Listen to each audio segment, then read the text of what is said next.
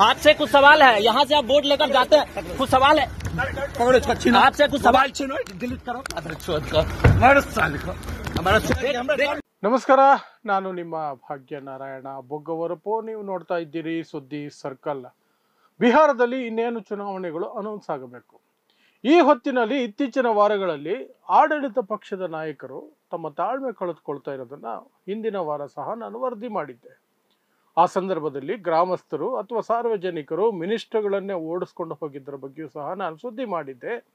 ಈಗ ಮತ್ತೊಂದು ಆಘಾತಕಾರಿಯಾದಂತಹ ಸುದ್ದಿ ಬರ್ತಾ ಇದೆ. ಏನು ಅಂದ್ರೆ, ಅಭಿವೃದ್ಧಿ ಆಗಿಲ್ಲ, ರಸ್ತೆ ಆಗಿಲ್ಲ, ರಸ್ತೆ ನಿರ್ಮಾಣ ಆಗಿಲ್ಲ ಅಂತ ಪ್ರಶ್ನೆ ಕೇಳಿದಂತಹ ಜರ್ನಲಿಸ್ಟ್ ಪತ್ರಕರ್ತನಿಗೆ ಹಿಗ್ಗಾಮುಗ್ಗ ಥಳಿಸಿ ಆತನನ್ನ ಕಿಡ್ನಾಪ್ ಮಾಡುವ ಪ್ರಯತ್ನ ಮಾಡಿ ಆತನ ಕ್ಯಾಮರಾ, ಮೈಕು ಎಲ್ಲವನ್ನು ಹೊಡೆದು ಹಾಕಿರುವ ಘಟನೆ ಬಿಹಾರದಿಂದ ವರದಿ ಆಗ್ತಿದೆ. ಯಾಕೆ ಹೀಗಾಗ್ತಿದೆ ಅಂದ್ರೆ, ಚುನಾವಣೆಗಳು ಹತ್ರ ಬರ್ತಿದೆ ಮತ್ತು ಅಲ್ಲಿ ಆಡಳಿತ ನಡೆಸ್ತಾ ಇರುವಂತಹ NDA ಮೈತ್ರಿಕೂಟ, JDU ಮತ್ತು BJP ಸೋಲಿನ ಭಯದಲ್ಲಿ ಸಾರ್ವಜನಿಕರ ಮೇಲೆ ಅಥವಾ ಪತ್ರಕರ್ತರ ಮೇಲೆ ತಮ್ಮ ತಾಳ್ಮೆ ಕಳ್ಕೊಳ್ತಿದ್ದಾರೆ.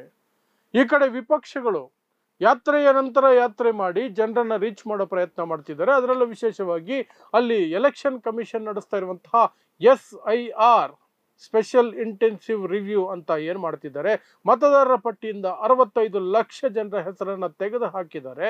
ಅದನ್ನು ಮತ್ತೆ ಜೋಡಿಸೋದಕ್ಕೆ ಅಲ್ಲಿನ ಜನ ಏನೆಲ್ಲ ಪರದಾಡ್ತಿದ್ದಾರೆ ಮತ್ತು ವೋಟ್ ಚೋರಿ, ಮತಗಳ ಕಳ್ಳತನದ ಮೂಲಕ BJP NDA ಗೆಲುವು ಸಾಧಿಸ್ತಾ ಇದೆ ಅನ್ನುವ ಆರೋಪಗಳನ್ನು ಸಹ ವಿಪಕ್ಷಗಳು ಮಾಡ್ತಿರೋದ್ರಿಂದ ಜನ ಒಂದು ರೀತಿ ಪ್ರಶ್ನೆಗಳನ್ನು ಹೆಚ್ಚಾಗಿ ಕೇಳ್ತಿದ್ದಾರೆ. ಆ ಪ್ರಶ್ನೆಗಳಿಂದ ಅಲ್ಲಿನ ಆಡಳಿತ ಪಕ್ಷ, ಆಡಳಿತ ಮೈತ್ರಿ ತಾಳ್ಮೆ ಕಳ್ಕೊಳ್ತಾ ಇದೆ. ಅದರ ಜೊತೆಗೆ ಸೋಲುವ ಭೀತಿ ಸಹ ಸೇರ್ಕೊಂಡಿರೋದ್ರಿಂದ ಈ ರೀತಿಯ ಘಟನೆಗಳು ನಡೀತಿದೆಯಾ ಅಂತ. ಏನಾಯ್ತು, ಅಲ್ಲಿ ದರ್ಭಂಗ ಅನ್ನುವಂತಹ ಒಂದು ಜಿಲ್ಲೆ, ಆ ಜಿಲ್ಲೆಗೆ ಅಲ್ಲಿನ ನಗರಾಭಿವೃದ್ಧಿ ಸಚಿವ, ಬಿಹಾರದ ನಗರಾಭಿವೃದ್ಧಿ ಸಚಿವ ಮತ್ತು ವಸತಿ ಸಚಿವ ಅಲ್ಲಿ ಹೋಗಿದ್ರು ಜನರನ್ನ ಭೇಟಿ ಮಾಡೋಕ್ಕೆ, ಒಂದು ಕಾರ್ಯಕ್ರಮ ಅಟೆಂಡ್ ಮಾಡೋದಕ್ಕೆ. ಜಿಬೇಶ್ ಕುಮಾರ್ ಅಂತ ಅವರ ಹೆಸರು. ಆ ಸಂದರ್ಭದಲ್ಲಿ ಅವರು ಹೊರಡುವ ಸಂದರ್ಭದಲ್ಲಿ ಅವರ ಕಾರಿಗೆ ಅಡ್ಡ ಬಂದಂತಹ ಅಥವಾ ಅವ್ರ ಕಾರ್ ಹತ್ರ ಹೋದಂತಹ ಪತ್ರಕರ್ತ, ಆತ ಏನು ದೊಡ್ಡ ಮಾಧ್ಯಮದ ಪತ್ರಕರ್ತ ಅಲ್ಲ, ಯೂಟ್ಯೂಬ್ ಚಾನೆಲ್ ನಡೆಸ್ತಾನೆ, ಒಬ್ಬ ಪತ್ರಕರ್ತ ಆತ, ದಿವಾಕರ್ ಸಾಹನಿ ಅನ್ನುವಂತಹ ವ್ಯಕ್ತಿ. ಆತ ಒಂದು ಪ್ರಶ್ನೆಯನ್ನ ಕೇಳ್ತಾನೆ. ಕಳೆದ ಬಾರಿ ಚುನಾವಣೆಗೆ ಬಂದ್ರಿ, ಓಟ್ ಹಾಕಿಸ್ಕೊಂಡ್ರಿ, ಹೋದ್ರಿ, ರಸ್ತೆ ನಿರ್ಮಾಣ ಆಗ್ಲೇ ಇಲ್ಲ, ರಸ್ತೆಗಳು ನೋಡಿ ಹೇಗಿದ್ದಾವೆ, ರಸ್ತೆಗಳ ಪರಿಸ್ಥಿತಿ ನೋಡಿ, ಅವಸ್ಥೆ ನೋಡಿ ಅಂತ ಕೇಳಿದ್ದೆ ತಡ ಆ ಮಂತ್ರಿಗೆ ಸಿಕ್ಕಾಪಟ್ಟೆ ಸಿಟ್ಟು ಬಂದ್ಬಿಡ್ತು. ಯಾಕೆಂದ್ರೆ ಗೋಧಿ ಮಾಧ್ಯಮಗಳು ಕಾಲ್ ನೆಕ್ತಾ ಅವರನ್ನ ಪ್ರೀತಿಯಿಂದ ಪ್ರಶ್ನೆಗಳು ಕೇಳ್ತವೆ ಮತ್ತು ಯಾವುದೇ ಮುಜುಗರಕ್ಕೆ ಒಳಪಡಿಸದಂತಹ ಪ್ರಶ್ನೆಗಳನ್ನ ಕೇಳ್ತವೆ.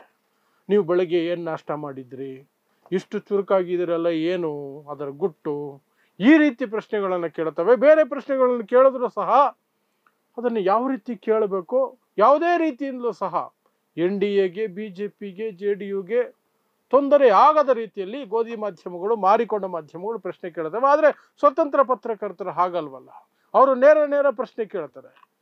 ನೇರ ಈ ವ್ಯಕ್ತಿ ಕೇಳ್ದ, ದಿವಾಕರ್ ಸಾಹನಿ ಅನ್ನುವಂತಹ ವ್ಯಕ್ತಿ. ಸಿಟ್ಟು ಬಂತು. ಸ್ವತಃ ಮಂತ್ರಿ, ನಗರಾಭಿವೃದ್ಧಿ ಮಂತ್ರಿ ಜಿಬೇಶ್ ಕುಮಾರ್ ಕಾರ್ ಡೋರ್ ಓಪನ್ ಮಾಡಿ ಆ ಪತ್ರಕರ್ತನನ್ನ ಒಳಗಡೆಗೆ ಎಳ್ಕೊಳ್ಳುವಂತಹ ಪ್ರಯತ್ನ ಮಾಡಿ ಮೂಗಿಗೆ ಗುದ್ದಿ ಮೂಗು ಮುರಿದು ಹಾಕಿ ಆ ವ್ಯಕ್ತಿಯ ಕ್ಯಾಮರಾ, ಮೈಕು ಎಲ್ಲವನ್ನು ಮುರಿದು ಹಾಕಿ ಅವನಿಗೆ ಕೆಟ್ಟ ಕೊಳಕ ಭಾಷೆಯೆಲ್ಲ ಬೈದಿರೋದು. ವಿಡಿಯೋವನ್ನು ಒಂದ್ಸಲ ನೋಡಿ, ಅದರಲ್ಲಿ ಸ್ಪಷ್ಟವಾಗಿ ಕೇಳಿಸ್ತಾ ಇದೆ ಏನೇನಾಗಿದೆ ಅಂತ. ಮತ್ತು ಆಗೋದಕ್ಕಿಂತ ಮೊದಲು ಈ ವ್ಯಕ್ತಿ ಹೇಗೆ ಆ ಮಿನಿಸ್ಟರ್ನ ಅಪ್ರೋಚ್ ಮಾಡ್ತಾನೆ, ಪತ್ರಕರ್ತ ಯಾವ ರೀತಿ ಪ್ರಶ್ನೆ ಕೇಳುತ್ತಾನೆ ಅದನ್ನು ಸಹ ನೋಡಿ. ये BJP मंत्री जो है जीवेश कुमार जी हैं, और आप देख सकते हैं कि ये रोड का हाल है. बाकी जो ये सवाल का जवाब देने से कतराते हैं, आते हैं यहाँ से वोट लेकर चले जाते हैं. जी मेरा उनसे कुछ सवाल है. अच्छा चलना, मेरा कुछ सवाल है. एक मिनट सबसे पहली बात देखिए कैसे ये भागते हुए नजर आते हैं. ये जाले विधायक का ये जो हाल है ये इनका है. और आप देखिए कि कैसे ये भागते हुए नजर आते हैं, सवाल का जवाब देने से कतराते हैं, वहीं अपने सायरन का इस्तेमाल करते हैं. अभी मैं आपको दिखाता हूं कि इनके पीछे तमाम गाड़ियां हैं. ये आप विधायक जी, आपसे कुछ सवाल है, आपसे कुछ सवाल है। यहाँ से आप वोट लेकर जाते हैं, कुछ सवाल है आपसे, कुछ सवाल डिलीट करो। ಸೊ ನೋಡಿದ್ರಲ್ಲ, ಸ್ಪಷ್ಟವಾಗಿ ಯಾವುದೇ ಅನುಮಾನ ಇಲ್ಲದೆ ಆತನ ಮೇಲೆ ಹಲ್ಲೆ ಮಾಡಿದ್ದು ಮಿನಿಸ್ಟರ್ ಮತ್ತು ಆತನ ಚೇಲಾಗಳು ಅನ್ನೋದು ಸ್ಪಷ್ಟ ಆಗುತ್ತೆ. ಆತ ಕೇಳಿದ್ದು ಪ್ರಶ್ನೆ ಸಿಂಪಲ್: ವೋಟ್ ಹಾಕಿಸ್ಕೊಳ್ತೀರಿ, ಹೋಗ್ತೀರಿ, ರಸ್ತೆ ನಿರ್ಮಾಣ ಆಗಲ್ಲ, ರಸ್ತೆಗಳ ಪರಿಸ್ಥಿತಿ ನೋಡಿ, ಏನ್ ತಪ್ಪಿದೆ ಅದರಲ್ಲಿ? ಇಲ್ಲ, ಮಹಾಪರಾಧ ಅದು, ಮಹಾಪರಾಧ ಅದು. ಹೇಗೆ ಕೇಳ್ಬಿಟ್ಟೆ ನೀನು ಪ್ರಶ್ನೆ ನನ್ನ? ಅಂತ ದೊಡ್ಡ ದೊಡ್ಡ ಮಾಧ್ಯಮಗಳೇ ನಮ್ಮ ಬೂಟ್ ನೆಕ್ಕೊಂಡು ಬಿದ್ದಿರ್ತವೆ. ನೀನು ಯೂಟ್ಯೂಬ್ ಚಾನೆಲ್ ನಡೆಸೋನು, ನೀನು ನಮ್ಮನ್ನು ಪ್ರಶ್ನೆ ಕೇಳ್ತೀಯ ಅಂತ ಅವ್ರ ಮೈಂಡಿಗೆ ಬಂದಿರುತ್ತೆ, ಆ ಮಿನಿಸ್ಟರ್ ಮೈಂಡಿಗೆ ಬಂದಿರುತ್ತೆ, ಆ ಗೂಂಡಾ ಮಿನಿಸ್ಟರ್ ಮೈಂಡಿಗೆ ಮತ್ತು ಅವನ ಚಮಚಗಳಿಗೆ ಬಂದಿರುತ್ತೆ. ಅವನು ಹೊಡೆಯೋದಲ್ದಿರ ಬೇರೆಯವ್ರಿಗೂ ಹೇಳ್ತಿದ್ದಾನೆ ನೋಡಿ ವಿಡಿಯೋದಲ್ಲಿ, ಹೊಡೀರಿ ಹೊಡೀರಿ ಅವನಿಗೆ, ಹೇಳ್ಕೊಳ್ರಿ ಅಂತ. ಸರಿ, ಇಷ್ಟಾದ ಮೇಲೆ ಮುರಿದ ಮೂಗು, ರಕ್ತ ಸುರಿಸ್ಕೊಂಡು ಆ ವ್ಯಕ್ತಿ ಪೊಲೀಸ್ ಸ್ಟೇಷನ್ಗೆ ಹೋಗಿದ್ದಾನೆ. ಮಂತ್ರಿ ಮೇಲೆ ಕಂಪ್ಲೇಂಟ್ ಕೊಡಕ್ ಬಂದ್ರೆ ಪೊಲೀಸರು ತಗೊಳ್ತಾರ? ಚಾನ್ಸೇ ಇಲ್ಲ. ಅದು ಬಿಹಾರದಲ್ಲಿ ಚಾನ್ಸೇ ಇಲ್ಲ, ತಗೊಳ್ಳಿಲ್ಲ ಅವರು. ನಾಳೆ ನೋಡೋಣ ಬಿಡಪ್ಪ ಅಂತಂದ್ರು. ಸೊ ಹಾಗೆ ಆ ಸುದ್ದಿ ಅಲ್ಲಿ ಇಲ್ಲಿ ಹರಿದಾಡಿ ಬಿಹಾರದ ವಿಪಕ್ಷ ನಾಯಕ ತೇಜಸ್ವಿ ಯಾದವ್ ಕಿವಿಗೆ ಬಿತ್ತು. ತೇಜಸ್ವಿ ಯಾದವ್ ಬಂದು ಅವರನ್ನ ವಿಚಾರಿಸ್ತಾರೆ, ಪತ್ರಕರ್ತನನ್ನ ವಿಚಾರಿಸ್ತಾರೆ, ಏನಾಯ್ತು ಅಂತ. ನೋಡಿ ಅವರು ಯಾವ ರೀತಿ ವಿವರಿಸ್ತಾನೆ ವ್ಯಕ್ತಿ ಅದನ್ನ ಅಂತ.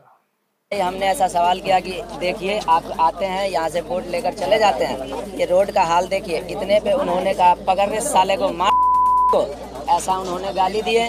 और उनके एक सहपाठी थे वाइट कलर के दाढ़ी वाले, वो और जबरन गला दबा, जी जबरन गला दबा करके मुझे गाड़ी में घुसाने की भरसक प्रयास किए और फट और घूसा से हमारे जबड़ा पे वार किए। आपने मारा? खुद अपने हाथ से मारा? हाँ, और उन्होंने कहा पकड़ रहे साले को। ऐसा मेरे पास वीडियो क्लिक भी है और मेरा कैमरा माइक। तो कल आप यहाँ थाने आए थे? जी, कल रात को आए थे 12-12:30 बजे। क्या हुआ यहाँ? थाना पे आए थे तो यहाँ एक पदाधिकारी थे, उन्होंने रात को मेरा FIR लेने से मना किए। ಸೊ ಇದೆಲ್ಲ ಕೇಳಿದ ಮೇಲೆ ತೇಜಸ್ವಿ ಯಾದವ್ ಸ್ವತಃ ಖುದ್ದು ನಿಂತ್ಕೊಂಡು ಆ ವ್ಯಕ್ತಿಯನ್ನ, ಆ ಪತ್ರಕರ್ತನನ್ನ ಕರ್ಕೊಂಡು ಸ್ಟೇಷನ್ಗೆ ಹೋಗಿ ಅಲ್ಲಿ ದೂರು ದಾಖಲಿಸೋದ್ರಲ್ಲಿ ಸಫಲ ಆಗ್ತಾರೆ. ದೂರಿನಲ್ಲಿ ಅಟೆಂಪ್ಟ್ ಟು ಮರ್ಡರ್, ಕೊಲೆ ಯತ್ನವನ್ನು ಸಹ ಸೇರಿಸೋದಕ್ಕೆ ಬಲವಂತ ಮಾಡಿ ತೇಜಸ್ವಿ ಯಾದವ್ ಸೇರಿಸ್ತಾರೆ. ಯಾಕೆಂದ್ರೆ ಆತನನ್ನ ಮೂಗಿಗೆ ಅಷ್ಟು ಬಲವಾಗಿ ಗುದ್ದಿರೋದು, ಅಟೆಂಪ್ಟ್ ಟು ಮರ್ಡರ್ ಅದು, ಮುಖದ ಮೇಲೆ ಗುದ್ದಿದ್ರೆ. ಅದರ ಜೊತೆಗೆ ಅವನನ್ನ ಕಾರ್ ಒಳಗಡೆ ಹೇಳ್ಕೊಳ್ಳುವಂತಹ ಪ್ರಯತ್ನ ಮಾಡಿ ಕಿಡ್ನಾಪ್ ಮಾಡೋ ಪ್ರಯತ್ನ ಮಾಡಿದ್ದಕ್ಕೆ ಅಟೆಂಪ್ಟ್ ಕಿಡ್ನಾಪ್ ಆ ಕೇಸನ್ನು ಸಹ ದಾಖಲಿಸಿದ್ದಾರೆ. ಹಲ್ಲೆ ಮಾಡಿದ ಕೇಸು ದಾಖಲಿ, ಎಲ್ಲ ಕೇಸುಗಳನ್ನು ದಾಖಲಿಸೋದ್ರಲ್ಲಿ ತೇಜಸ್ವಿ ಯಾದವ್ ಸಫಲ ಆಗ್ತಾರೆ. ಇಲ್ಲದೆ ಹೋಗಿದ್ರೆ, ತೇಜಸ್ವಿ ಯಾದವ್ ಅಲ್ಲಿಗೆ ಬರದೆ ಹೋಗಿದ್ದಿದ್ರೆ ಈ ಪೊಲೀಸರು ಏನೋ ಒಂದು ಹೇಳಿ ಸಾಗಾಕಿರೋರು, ಅಥವಾ ಬೆದರಿಸಿ ಆದರೂ ಸಾಗಾಕಿರೋರು. ಯಾಕೆಂದ್ರೆ ಇವನೇನು ದೊಡ್ಡ ಮಾಧ್ಯಮದವನಲ್ವಲ್ಲ, ಒಂದು ಯೂಟ್ಯೂಬ್ ಚಾನಲ್ ನಡೆಸ್ತಾನೆ, ಅವನು ಯಾರು ಸಪೋರ್ಟ್ ಬರ್ತಾರೆ? ಯಾರು ಬರಲ್ಲ. ಏನ್ ಬೇಕಾದ್ರೂ ಮಾಡ್ಬೋದು ಅಂತ ಪೊಲೀಸರು ಅನ್ಕೊಂಡಿರ್ತಾರೆ. ಆ ಕಾರಣಕ್ಕೆ ಹಿಂದಿನ ರಾತ್ರಿ ಅವನನ್ನು ವಾಪಸ್ ಕಳಿಸಿದ್ದವರು. ಆದ್ರೆ ಮಾರನೇ ದಿನ ವಿಪಕ್ಷ ನಾಯಕ ಬಂದಿದ್ದಕ್ಕೆ ವಿಧಿ ಇಲ್ಲದೆ ಅದನ್ನು ಮಾಡಲೇಬೇಕಾಯಿತು. ಈಗ ಕೇಸ್ ಆಗಿದೆ. ಆದರೆ ಈ ಸರ್ಕಾರ ಇರೋವರೆಗೂ, ಬಿಜೆಪಿ ಸರ್ಕಾರ ಇರೋವರೆಗೂ ಆ ಮಂತ್ರಿಯನ್ನ ದಂಡಿಸೋದಿರ್ಲಿ, ಅರೆಸ್ಟ್ ಮಾಡೋದಿರ್ಲಿ, ವಿಚಾರಣೆಗೂ ಸಹ ಕರೆಯಲ್ಲ, ನೋಟಿಸು ಕೊಡಲ್ಲ. ಸುಳ್ಳು ಹೇಳ್ತಾರೆ, ನೋಟಿಸ್ ಕೊಟ್ಟಿದ್ದೀವಿ ಅಂತ ಬೇಕಾದ್ರೆ ಪೊಲೀಸರು, ಆದರೆ ನೋಟಿಸ್ ಕೊಟ್ಟಿರಲ್ಲ, ಕರೆಯೋದು ಇಲ್ಲ, ಯಾವ ತನಿಖೆನೂ ಆಗಲ್ಲ. ಅದು ಎಲ್ಲಿ ಬಿದ್ದಿದೆ ಅಲ್ಲೇ ಬಿದ್ದಿದೆ. ಸರ್ಕಾರ ಬದಲಾದರೆ ಮಾತ್ರನೇ ಅದಕ್ಕೊಂದಷ್ಟು ಚಾಲನೆ ಸಿಗಬಹುದು. ಆ ಮಂತ್ರಿ ಅವನು ಮಾಡಿದಂತಹ ಗೂಂಡಾಗಿರಿಗೆ ಶಿಕ್ಷೆ ಆಗಬಹುದು. ಯಾಕಂದ್ರೆ ನೀವು ಸ್ಪಷ್ಟವಾಗಿ ನೋಡಿದ್ರಲ್ಲ, ಆರಂಭದಲ್ಲಿ ತೋರಿಸೋದ್ನಲ್ಲ ನಾನು ವಿಡಿಯೋ, ಯಾವ ಅನುಮಾನನೂ ಇಲ್ಲ ಪತ್ರಕರ್ತರ ಮೇಲೆ ಹಲ್ಲೆ ಆಗಿರೋದಕ್ಕೆ, ಯಾರು ಹಲ್ಲೆ ಮಾಡಿದ್ದಾರೆ ಅನ್ನೋದಕ್ಕೆ. ಆದರೂ ಪೊಲೀಸರು ಯಾವ ಕ್ರಮನೂ ಇಲ್ಲಿವರೆಗೂ ಕೈಗೊಂಡಿಲ್ಲ. 24 hours ಆಗೋಯ್ತು, FIR ಹಾಕಿ, ಏನೂ ಆಗಿಲ್ಲ ಅಷ್ಟೇ. ಸೊ ಇದಿಷ್ಟು ಬಿಹಾರದಿಂದ ಬರ್ತಿರುವಂತಹ ಮಿನಿಸ್ಟರ್ ಒಬ್ಬನ ಗೂಂಡಾಗಿರಿಯ ಪ್ರಕರಣ. ಇನ್ನು ಚುನಾವಣೆಗಳು ಹತ್ರ ಬರ್ತಾ ಅವರದ್ದು ಏನು ಸೋಲಿನ ಭೀತಿ ಜಾಸ್ತಿ ಆಗ್ತಾ ಹೋಗ್ತಾ, ಪರಿಸ್ಥಿತಿ ಬದಲಾಗ್ತಾ ಇನ್ನೂ ಎಷ್ಟು ರುಚಿಗೆ ಹೇಳ್ತಾರೋ ಗೊತ್ತಿಲ್ಲ ಈ ಮಂತ್ರಿಗಳು, ರಾಜಕಾರಣಿಗಳು, ಪೊಲೀಸರು ಎಲ್ಲರೂ. ನೋಡೋಣ ಏನೇನಾಗುತ್ತೆ ಅಂತ. ಸೊ ಇಂತಹದ್ದೇ ವಿಶೇಷ ಸುದ್ದಿಗಳಿಗಾಗಿ ನೋಡ್ತಾ ಇರಿ ಸುದ್ದಿ ಸರ್ಕಲ್. ನಾನು ನಿಮ್ಮ ಭಾಗ್ಯನಾರಾಯಣ ಬೊಗವರಪೋ.